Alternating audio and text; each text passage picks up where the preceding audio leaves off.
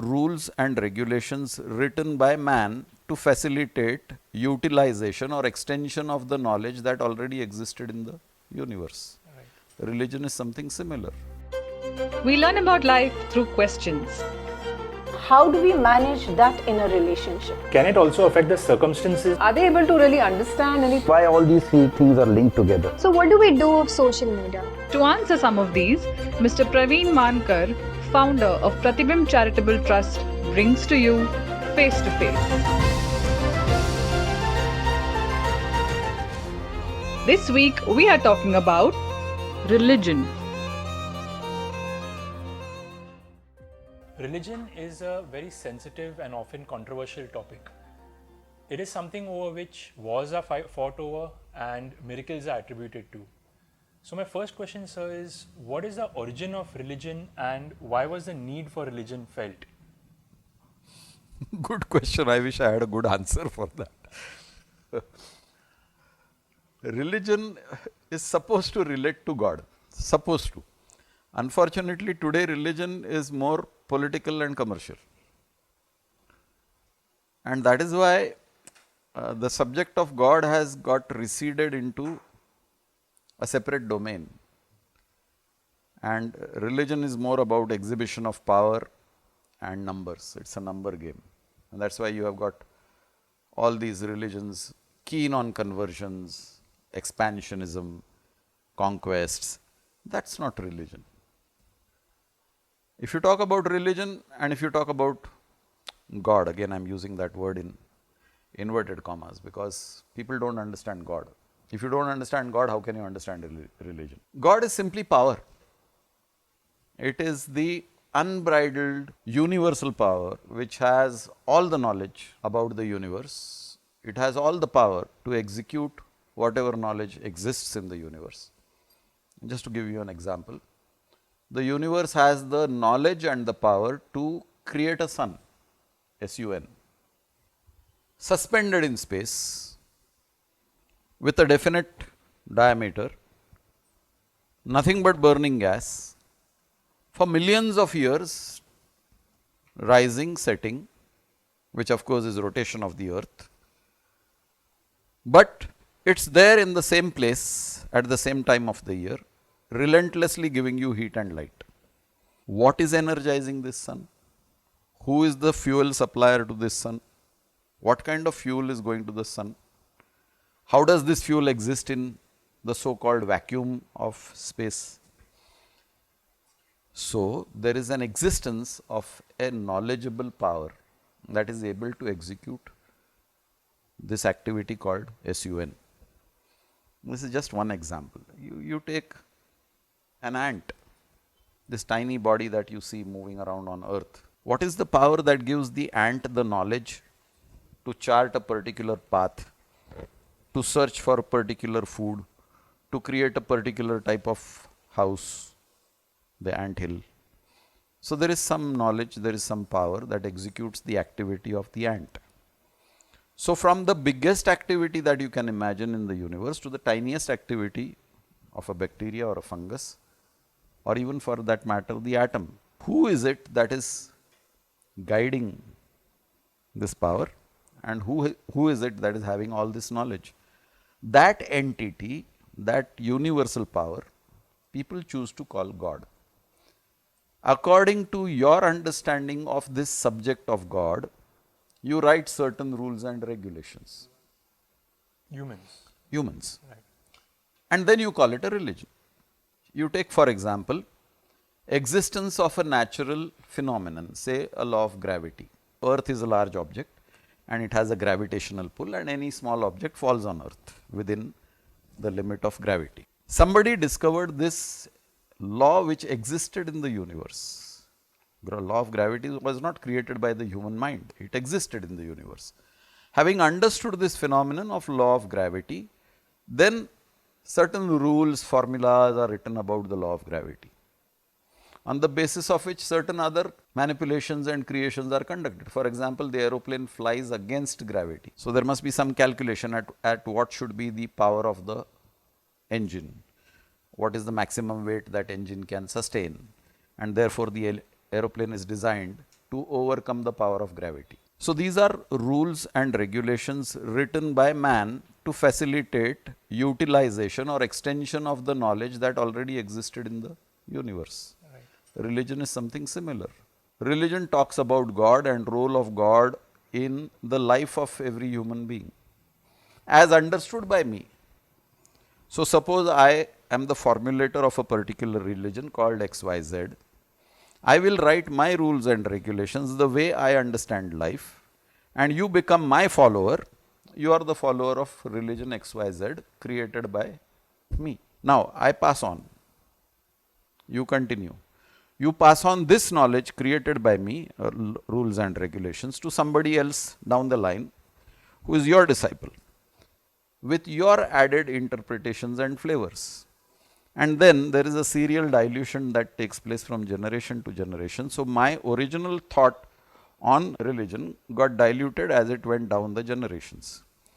And then it got completely distorted. And therefore you have these sayings that if you want to find God, only our religion will help you find God. There is no other religion capable of delivering God to you. God cannot be delivered. God has to be realized. That word is very important and people misuse this word. Realize means make it real in your life.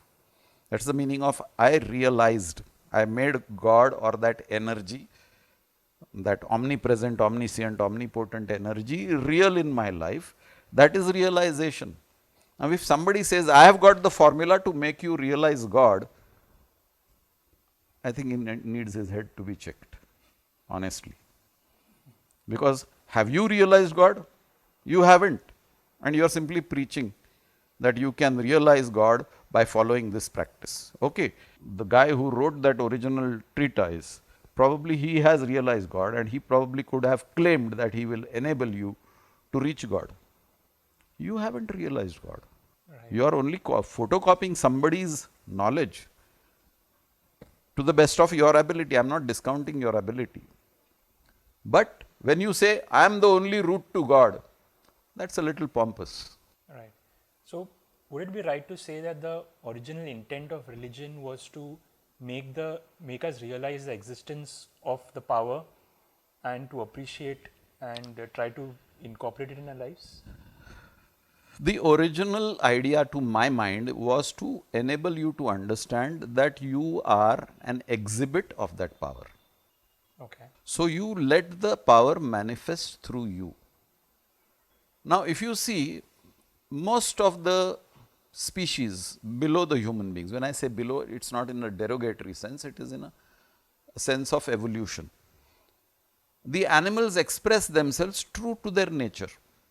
Like if you ask a lion to eat grass, it will never eat grass. It's not its nature. It's constructed to kill and eat flesh and drink blood. Human beings have the power of choice. Perhaps the only species we know of so far that has the power of choice. I choose to be, for example, a vegetarian or a non-vegetarian. It's my choice. Okay. Now somebody attaches his concept of religion and saying eating flesh is not right. Somebody else says flesh and blood is the route to God. And both have not discovered God. Both have not realized God. But both thump their chests and say, this is the only way. And that's where I think religion gets misused, misrepresented, and for lack of a proper word, religion gets a bad name. Right. So what is it about religion that people just get blinded at times, in the sense that if you tell them that this paint on the bench is wet, they will still touch it. But if their religion says that this is the gospel truth, then it is just blindly believed. So what is it that really blinds people? Addiction, intoxication. But what is it that you get when you drink whiskey? You get intoxicated. Right. And that intoxication is your next dose to try it again and again and again. So human beings have a weakness of intoxication. You get intoxicated by a subject called religion. That's one part of the story. The other part of the story is it's an escape route. For all our failures or inadequacies, we need a good reason. So, भगवान की इच्छा है, अल्लाह मालिक है, Jesus is salvation.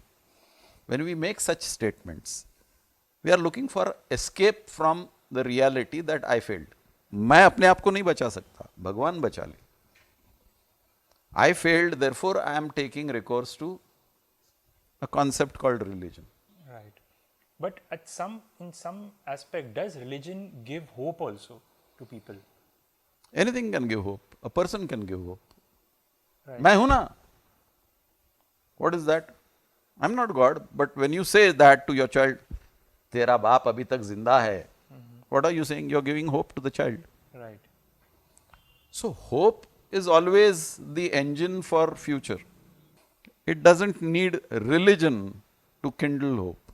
So my next question is, do incidents like the pandemic sort of affect religion in a positive or a negative way, in the sense that when the pandemic hit, one of the first things to shut down were all the religious institutions, all the visits and stuff stopped.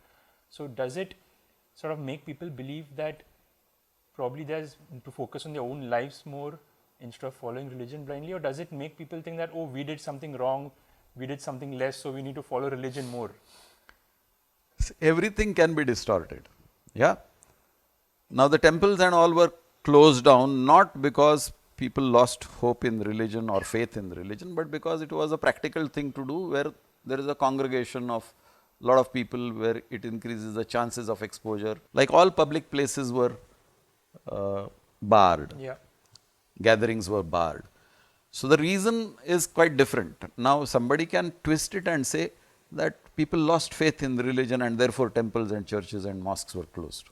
No, what I meant was that there are people who are used to certain rituals, like going to the institution every week or something. Right. So when that stopped and they realized that life still goes on. Right. So that might really, because they were thinking that because I'm going and I'm doing this ritual, my life is smooth. But when they stop doing it, their life is still continuing as is. True. So, True. in So that what way- does it say? It says that life is basically your choice. Life follows certain rules and regulations. Whether you are aware of the rules and regulations is a separate subject. Like up to a point you are not aware of the rules of gravity. Absence of existence of knowledge is ignorance. And in presence of ignorance, beliefs and faiths flourish. Any story created around a belief or a faith is gospel truth. When you discover through scientific research and study, what are you discovering? You are discovering existing laws of the universe, existing laws of that energy in various forms. The rules that govern the life of a whale are different from the rules that govern the life of an eagle. One is in water, another is in air. But the driving force is still the same energy. Right. Just like I always give the example of electricity. The driving force of the refrigerator and the oven is the same. Both are diametrically opposite in function, heating and cooling. If you understand life, and when I say life, I don't mean life form. Human beings generally have a misconception that my life means this form. This form is not life. Life is much bigger than this form. This form is temporary. Life is a continuum. So when I am talking about life and trying to fit it in a framework of rules and regulations, that framework becomes a religion. Now that framework is not all encompassing. With the limitation of my knowledge, whatever I wrote in that framework became a religion for a group of people who are favoring this framework. There is another framework which is also trying to sell its concept to another group of people. They fell into that framework, so that's another religion. Now these two religions don't see eye to eye because their frameworks don't match.